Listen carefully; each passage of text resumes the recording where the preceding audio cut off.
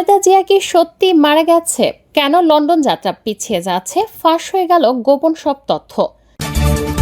সাবেক রাষ্ট্রপতি আব্দুল হামিদের বিরুদ্ধে অনুসন্ধানে দুদক। অবশেষে খোঁজ মিলল বিপ্লব কুমার সরকারের। ধানমন্ডির বাসায় সেনা অভিযানে আটক হল শেখ হাসিনার লাঠিয়াল বিপ্লব। এতক্ষণ শুনছিলেন সংবাদ শিরোনাম, এখন থাকছে বিস্তারিত।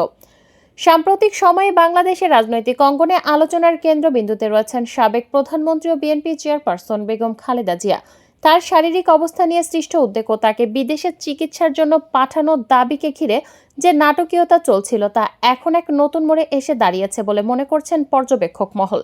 বিভিন্ন সূত্র থেকে প্রাপ্ত তথ্য এবং ঘটনা প্রবাহ বিশ্লেষণ করে দেখা যাচ্ছে এই পুরো প্রক্রিয়াটিকে একটি রাজনৈতিক কৌশল হিসেবে দেখেছেন অনেকেই, যা এখন সমন্বয়ের অভাবে মুখ থুবড়ে পড়েছে। এই পরিস্থিতিতে বিএনপি এবং দলের ভারপ্রাপ্ত চেয়ারম্যান তারেক রহমান এক কঠিন এবং বিব্রতকর পরিস্থিতির মুখোমুখি হচ্ছেন বলে দাবি করা হচ্ছে। বেগম খালেদা জিয়ার শারীরিক অবস্থা সত্যি অত্যন্ত নাজুক, এ বিষয়ে কোনো সন্দেহ নেই। তার দ্রুত আরোগ্য কামনার সঙ্গে সঙ্গেই দেশের রাজনৈতিক বিশ্লেষকরা প্রশ্ন তুলছেন, তার এই সংকটময় পরিস্থিতিকে ঘিরে বিএনপির কর্মকাণ্ড কি কেবলই মানবিক আবেদন, নাকি এর পেছনে লুকিয়ে আছে আরও গভীর কোনো রাজনৈতিক সমীকরণ। অভিযোগ উঠেছে যে বেগম জিয়ার অসুস্থতাকে ব্যবহার করে বিএনপি একটি নোংরা রাজনীতির জন্ম দিয়েছে, যা আদতে ফুটেজ খাওয়ার অপচেষ্টা ছাড়া আর কিছুই না। এই ফুটেজ খোরের মূল উদ্দেশ্য হিসেবে তারেক রহমানের ভাবমূর্তি পুনরুদ্ধার এবং দলের ভবিষ্যৎ নেতৃত্বকে ঘিরে নতুন মেরুকরণের দিকে ইঙ্গিত করা হচ্ছে। ঘটনা প্রবাহের দিকে নজর দিলে দেখা যায় যে ইকুয়েশনটি প্রথমে ফাঁস হয় এবং যা জনমনে প্রশ্ন তৈরি করে তা হলো লন্ডনে বেগম জিয়ার কথিত যাত্রা এবং একই সময়ে ডক্টর জোবাইদা রহমানের বাংলাদেশের আগমন। দেশের সমস্ত গণমাধ্যমে খবর আসে যে বিএনপি ঘোষণা করেছে বৃহস্পতিবার ফজরের নামাজের পর শুক্রবার ফজরের সময় খালেদা জিয়াকে বহনকারী এয়ার অ্যাম্বুলেন্স লন্ডন রওনা দেবে। এই এয়ার অ্যাম্বুলেন্সটি কাতারে আমির কর্তৃক উপহার হিসেবে পাঠানো হয়েছে এবং ডক্টর মোহাম্মদ ইউনূসের মধ্যস্থতায় এটি পাওয়া গেছে বলেও জানানো হয়। কিন্তু এই খবরের ঠিক একই সময় আরেকটি তথ্য জনসম্মুখে আসে, যা পুরো বিষয়টিকে প্রশ্নবিদ্ধ করে তোলে। বলা হয় যে শুক্রবার ফজরের সময় যখন বেগম জিয়ার লন্ডন যাত্রা শুরু হওয়ার কথা, ঠিক তখনই অর্থাৎ শুক্রবার সকাল 10টা থেকে 11টার মধ্যে ডাক্তার জোবাইদা রহমান বাংলাদেশে এসে পৌঁছাবেন। এই দুইটা তথ্যের মধ্যে একটি স্পষ্ট অসঙ্গতি দেখা দেয়। পর্যবেক্ষকরা দ্রুতই প্রশ্ন তোলেন, বেগম খালেদা জিয়া যখন লন্ডনে চিকিৎসার জন্য যাচ্ছেন তখন তার পুত্রবধূ ডক্টর জোবাইদা রহমান কেন বাংলাদেশে আসছেন? এই প্রশ্নের উত্তর খুঁজতে গিয়ে কথিত নাটকের পেছনের চিত্রটা উন্মোচিত হতে শুরু করে। এই বিপরীতমুখী যাত্রার ঘটনা বিশ্লেষকদের মতে একটি সুপরিকল্পিত নাটকের অংশ ছিল, যা সমন্বয়ের অভাবে ধরা পড়েছে। কথিত আছে এই প্রসঙ্গে যখন বৃহস্পতিবার মির্জা ফখরুল ইসলাম আলমগীরকে প্রশ্ন করা হয় তখন তিনি অত্যন্ত ক্ষিপ্ত হয়ে ওঠেন। তার এই প্রতিক্রিয়াকে অনেক সমন্বয়ের অভাবে স্পষ্ট লক্ষণ হিসেবেই দেখাচ্ছে। যদি সত্যি সবকিছু সুপরিকল্পিত এবং স্বচ্ছ হতো তাহলে একজন সিনিয়র নেতার এমন প্রতিক্রিয়া কেন হবে? এই প্রশ্নটি থেকেই আরও গভীর অনুসন্ধানের পথ খুলে যায়। তবে ঘটনার গভীরে গিয়ে দেখা যায় বেগম খালেদা জিয়ার শারীরিক অবস্থা এতটাই গুরুতর যে তাকে সুস্থ করার মতো কোনো মানবিক শক্তি পৃথিবীতে নেই। যতক্ষণ না আল্লাহ রাব্বুল আলামিন চান, চিকিৎসকদের মধ্যে তিনি এমন এক জটিল অবস্থায় আছেন যেখানে সামান্য নড়াচড়াও মারাত্মক দুর্ঘটনা ঘটাতে পারে।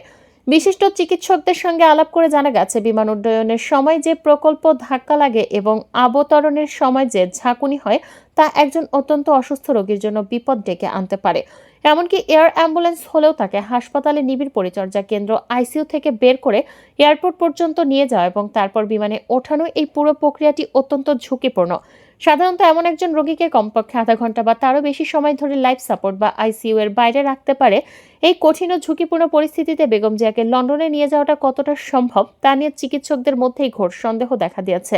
কিন্তু অসম্ভবকে সম্ভব করার চেষ্টা কেন করা হচ্ছিল? এর পেছনে শুধুই মানবিক কারণ ছিল নাকি এর আড়ালে লুকিয়ে ছিল অন্য কোনো উদ্দেশ্য? রাজনৈতিক বিশ্লেষকরা মনে করছেন ডাক্তার জোবাইদা রহমানের আগমনের পেছনে একটা সুস্পষ্ট রাজনৈতিক উদ্দেশ্য ছিল। তারেক রহমান বর্তমানে দেশে আসতে না পারার কারণে ডক্টর জোবাইদা রহমানকে বিএনপির সম্ভাব্য নেত্রী হিসেবে তুলে ধরার একটি অপচেষ্টা চলছে। তারেক রহমানের ভাবমূর্তি পুনরুদ্ধারের পাশাপাশি জোবাইদা রহমানের একটি আদর্শ পুত্রবধূর ইমেজ তৈরি করা, যা ভবিষ্যতে তার প্রধানমন্ত্রী প্রার্থী হওয়ার পথে সহায়ক হবে, এই ছিল কথিত মূল পরিকল্পনা। খালেদা জিয়ার পাশে মলিন মুখে বসে থাকা জোবাইদা রহমানের একটি ফটো সেশনে ছিল এই কথিত নাটকের একটি গুরুত্বপূর্ণ অংশ। এই ছবিগুলো ভবিষ্যতে তার রাজনৈতিক ক্যারিয়ারের জন্য আমূল সম্পদ হিসেবে ব্যবহৃত হতে পারে। আর এই ফটো সেশন সম্পূর্ণ করার জন্যই খালেদা জিয়ার লন্ডন যাত্রাকে বিলম্বিত করা হয়। ফজরের পর থেকে তার আর খোঁজ নেওয়া হয়নি। এক পর্যায়ে এয়ার অ্যাম্বুলেন্স নষ্ট হওয়ার হাস্যকর অজুহাত দেওয়া হয়। এই অজুহাতকে অনেকে ব্যাচেলর পয়েন্ট নাটকের সে দৃশ্যের সঙ্গে তুলনা করেছেন, যেখানে এক লোককে বিদেশে নেয়ার কথা বলে বারবার বিমানের চাকা নষ্ট, রং করা হচ্ছে, এমন সব মিথ্যে গল্প শোনানো হয়। এ ধরনের গালগল্প বিএনপি এখন শোনাচ্ছে, যার উদ্দেশ্য একটাই, জোবাইদা রহমানের সঙ্গে একটা শুট এবং ফটো সেশন সম্পন্ন করা। এই কথিত নাটক উন্মোচিত হওয়ার পর যখন লন্ডনে নেওয়া অসম্ভব বলে প্রমাণিত হলো, তখন গন্তব্য পরিবর্তন করে জার্মানির কথা বলা শুরু হলো। তবে সংকটের গভীরে গিয়ে আরও চাঞ্চল্যকর তথ্য উঠে এসেছে।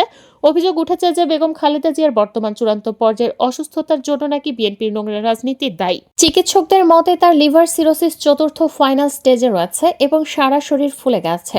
সাবেক রাষ্ট্রপতি আব্দুল হামিদের বিরুদ্ধে নিকুঞ্জ এক এলাকায় সাজসজ্জা ও সৌন্দর্য বর্ধনের নামে রাষ্ট্রের 24 কোটি টাকা ক্ষতি সাধন ও অবৈধ সম্পদ অর্জনের অভিযোগে অনুসন্ধান শুরু করেছে দুর্নীতি দমন কমিশন। দুদক মহাপরিচালক মোহাম্মদ আক্তার হোসেন গণমাধ্যমকে তথ্য নিশ্চিত করেছেন। তিনি জানান, কমিশন কখনো ব্যক্তির পরিচয় দেখে অনুসন্ধান করে না। মূল বিষয় হলো অভিযোগের বস্তুনিষ্ঠতা। রাজধানীর অভিজাত নিকুঞ্জ এলাকার লেক ড্রাইভ রোডের 6 নম্বর প্লটে 3 তলা বিশিষ্ট ডুপ্লেক্স বাড়ি রয়েছে হামিদের। রাষ্ট্রপতির দায়িত্ব শেষে তিনি 2023 সালের এপ্রিলে সপরিবারে ওই বাড়িতে ওঠেন। অভিযোগ উঠেছে, বাড়ির দুপাশের রাস্তায় হাঁটার জন্য বাঁধা নান্দনিক ডেক ও ঝুলন্ত ব্রিজ, খাল সংলগ্ন অত্যাধুনিক ল্যাম্পপোস্ট নির্মাণের মাধ্যমে রাষ্ট্রের কোটি কোটি টাকার ক্ষতি হচ্ছে। পিলখানায় বিডিআর সদর দপ্তরে সেনা হত্যাযজ্ঞের তদন্ত কমিশনের রিপোর্ট ঘুরে ফিরে ক্ষমতাচ্যুত প্রধানমন্ত্রী শেখ হাসিনার ভাতিজা ব্যারিস্টার শেখ ফজলে নূর তাপসের নামই বেশি এসেছে। উচ্চ ক্ষমতা সম্পন্ন এই স্বাধীন তদন্ত কমিশন তাপসের সংশ্লিষ্টতার আদ্যপান্ত খুঁজে বের করেছে। এই হত্যাযজ্ঞে হাসিনার সংশ্লিষ্টতার বিষয়টিও উঠে এসেছে। হত্যাকাণ্ডের সময় হাসিনাকে উদ্ধারে বিমান ঘাঁটি ও কমান্ডো প্লাটুন প্রস্তুত রেখেছিল ভারত। 2009 সালের 25-26 ফেব্রুয়ারি সীমান্তরক্ষী বাহিনী বিটিআর-এর বর্তমান বর্ডার গার্ড বাংলাদেশ বিজিবি সদর দপ্তরে নৃশংস এ হত্যাকাণ্ডের ঘটনা 11 মাস ধরে তদন্ত করে প্রতিবেদন সরকারের কাছে জমা দিয়েছে জাতীয় স্বাধীন তদন্ত কমিশন। কমিশনের প্রতিবেদনে বলা হয়েছে, পিলখানা হত্যাকাণ্ডের আগে ভারতীয় পক্ষের সঙ্গে বৈঠকের পর পুরো পরিকল্পনা চূড়ান্ত করা হয় এবং সমন্বয়ের জন্য তাপসের অফিস ও বাসায় একাধিক বৈঠক হয়। তাপসের অফিসে এরকম এক বৈঠকে বসেই ভারতীয় গোয়েন্দাদের নিয়ে পিলখানা হত্যাযজ্ঞের পরিকল্পনা চূড়ান্ত করা হয়। ভারতীয় কমান্ডো ও বিভিন্ন গোয়েন্দা সংস্থার 24 জন পিলখানা হত্যাকাণ্ডে সরাসরি যুক্ত ছিলেন বলে সাক্ষ্য প্রমাণের ভিত্তিতে তদন্ত কমিশন তাদের রিপোর্টে উল্লেখ করেছে। ভারতে পলাতক শেখ হাসিনা ব্যারিস্টার তাপসের ফুপু, শেখ পরিবারের আরেকজন প্রভাবশালী সদস্য বর্তমানে পলাতক শেখ সেলিমও এই পরিকল্পনায় যুক্ত ছিলেন বলে তদন্ত কমিশন সাক্ষ্য প্রমাণে নিশ্চিত হয়েছে। তৎকালীন স্বরাষ্ট্র প্রতিমন্ত্রী সোহেল তাজু এই পরিকল্পনার কথা জানতেন। 2008 সালের ডিসেম্বরে ভারতের সহায়তায় 111-এর সরকারের পাতানো নির্বাচনে হাসিনা ক্ষমতায় বসেন। এরপর পরিকল্পিত উপায়ে মাত্র 2 মাসের মধ্যে দেশপ্রেমিক সেনা অফিসারদের পর্যায়ক্রমে বিডিআরে পদায়ন করা হয়।